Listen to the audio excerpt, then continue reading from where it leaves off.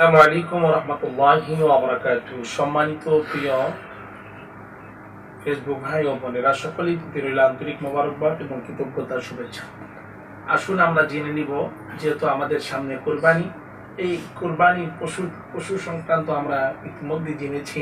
আমরা এখন জানবো একটি পশুর প্রতি আমরা কয় ভাগ শরীকে কোরবানি দিতে পারবো। যেহেতু দেশ এবং বিদেশ থেকে অসংখ্য প্রিয় ভাইরা আমাদেরকে ফেসবুকের মাধ্যমে জানতে চায়, আমরা জানবো। রাসূল আকরাম সাল্লাল্লাহু আলাইহি ওয়াসাল্লাম বলেন, তোমরা কোরবানির পশুর ক্ষেত্রে যে কোরবানির পশু উট, যেমন গরু, মহিষ, এই পরিমাণ পশুতে আমরা 1 ভাগ থেকে 7 ভাগ পর্যন্ত করতে পারবো। 7 ভাগ নিতে পারবো, 2 ভাগও কোরবানি করতে পারবো, 4 ভাগ, পঞ্চম 7 ভাগ পর্যন্ত। তবে 8 ভাগে কোরবানি হবে না। এবং মহিষ, ছাগল, ভেড়া, এই পশুতে আমরা 1 ভাগ, একজন 1 ভাগকে কোরবানি করতে হবে। আশা করি আপনারা বুঝতে পেরেছেন।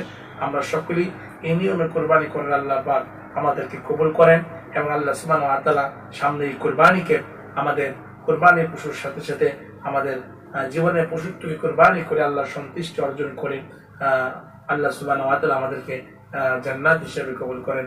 ওয়া আলাইনা ইল্লাল বালাগ। আসসালামু আলাইকুম ওয়া রাহমাতুল্লাহি ওয়া বারাকাতুহু।